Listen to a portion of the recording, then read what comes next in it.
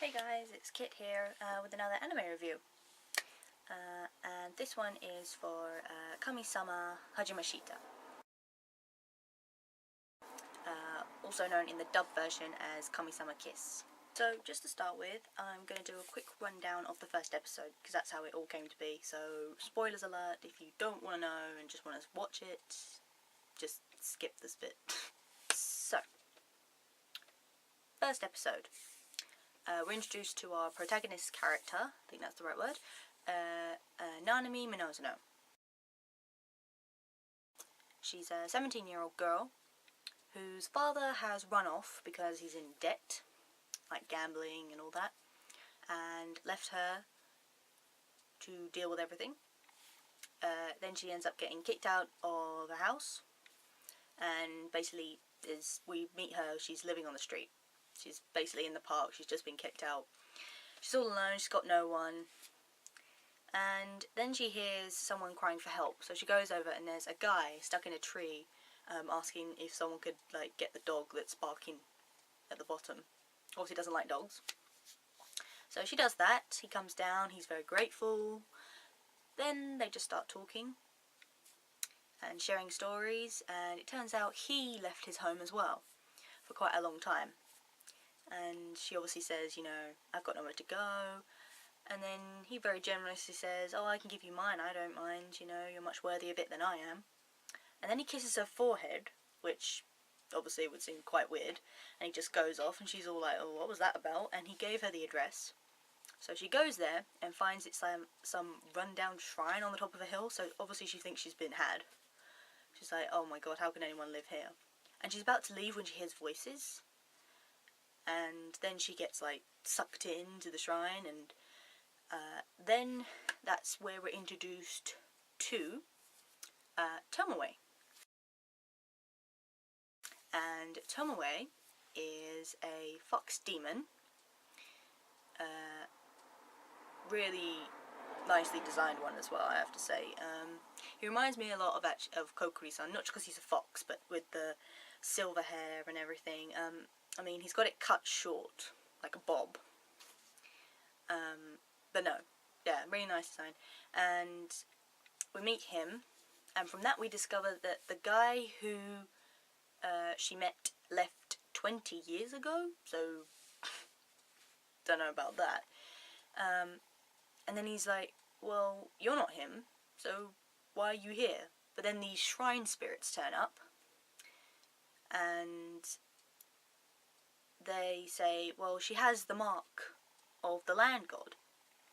So, turns out that guy was the previous land god, and he passed his mark on to her, which makes her the land god now.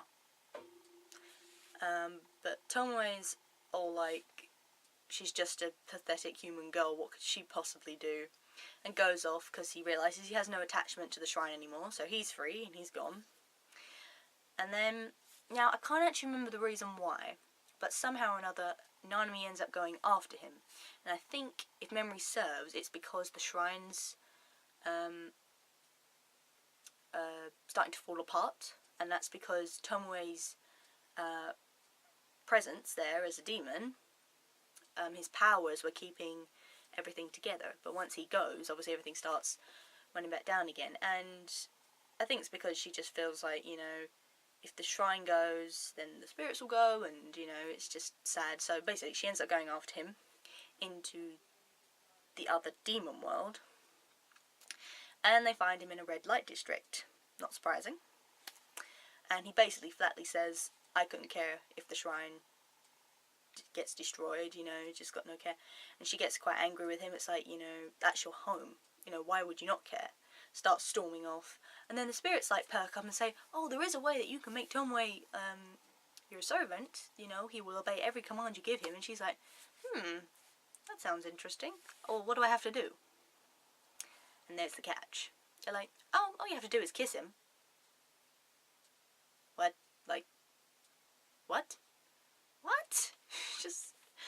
And it's like, no, I'm not doing that. And obviously she just rejects the idea and starts wandering off. But now that she's the land god, demons are attracted to her.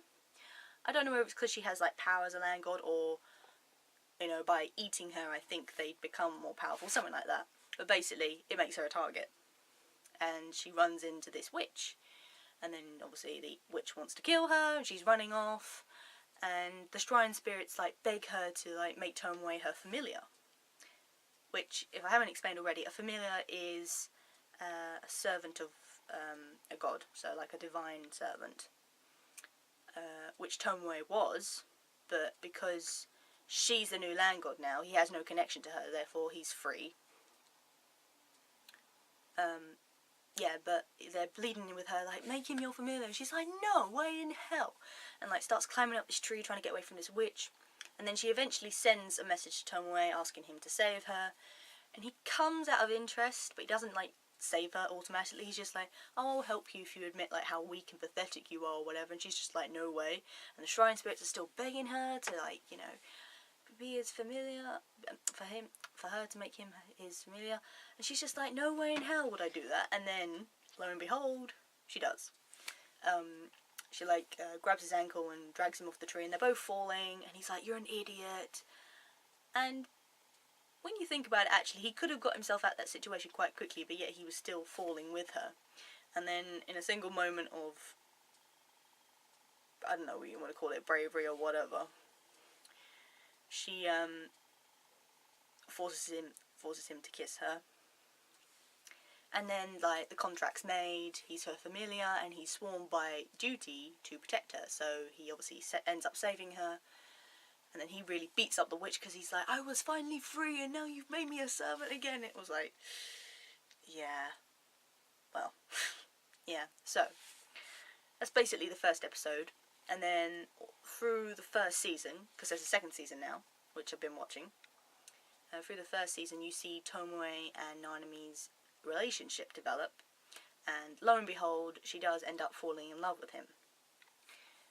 These are all big spoilers, by the way, you know, don't see or listen if you don't want to. She ends up falling in love with him, which I suppose would be inevitable. You think when he was introduced and she was, you're like, I wonder where this could be going. Anyway, there are a few obstacles that kind of come into that, one of them being another character called Mizuki, who is, I'll give it to you short, he's a snake familiar who had a god, but then she disappeared because she wasn't worshipped, and a god can't exist without obviously having people who believe in them. So she disappeared, but he still stayed there. He meets Nanami at her school, and yeah, he ends up falling in love with her. He hates Tomoe, Tomoe hates him, mutual relationship. The other character is Kuruma, who is a famous singer who Nanami's actually a fan of.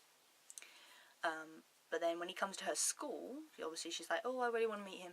She goes there, finds out he's a complete jerk, and basically ends up, you know, saying she hates him. But it turns out he's actually a Tengu, which is a crow demon from Mount Kuruma. And yeah, I won't get into too much there, but yeah, they're basically the main three characters. I mean, Kuruma's not featured really that much. It's mainly like based around Tomoe and Nanami. How I came across this?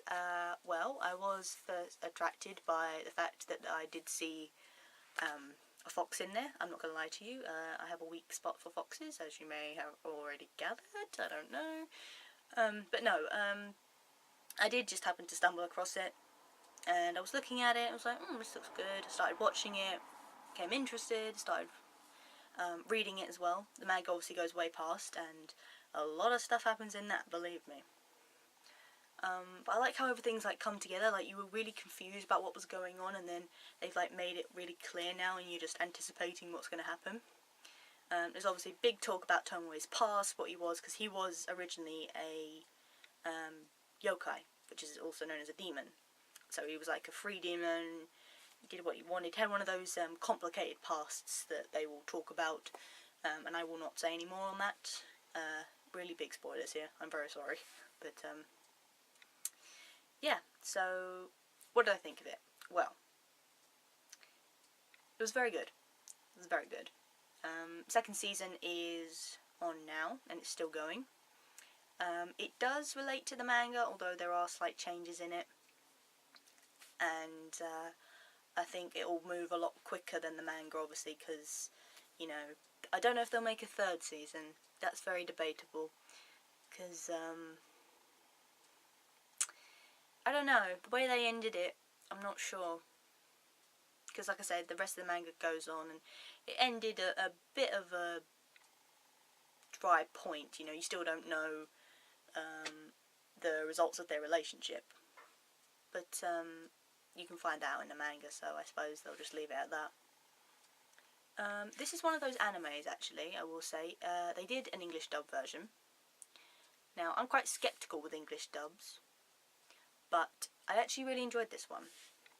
I think the voice for Tomoe in particular was really good. He had this sort of, I would call it was quite a posh kind of accent. You know, he was a bit like, but that made him like seem more arrogant, which really fits his character. So that was quite good. Nanami, you know, hysterical teenager. Yeah, I can't say I don't mind her. She's all right, you know. She just has moments when you just think, you know, really? She does have quite dim moments at times. I mean, like, quite dim. But then she does something, like, miraculously different. And you're just like, is this the same girl here? But that's part of it, you know. Her character develops because she's, you know, adapting to being a shrine god and has to learn how to deal with that. And her god powers, which she has. Yeah, and then you may or may not guessed, and I'm going to say again, big spoiler. This video is basically just all about spoilers, so I'll put that in the title. Big spoilers.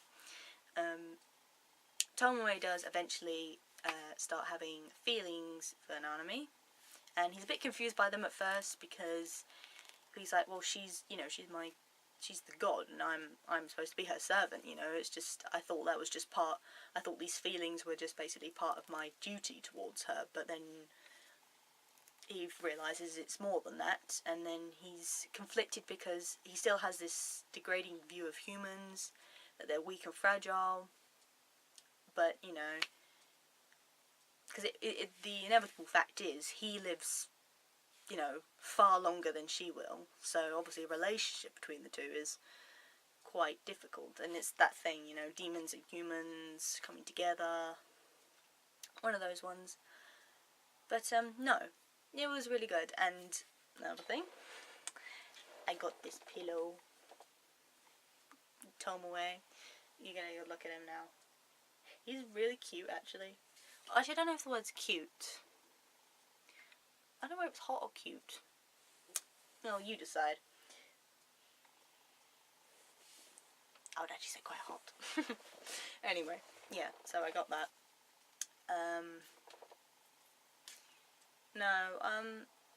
I would say out of the 3 male characters in rating, I would say definitely Tomoe is my first.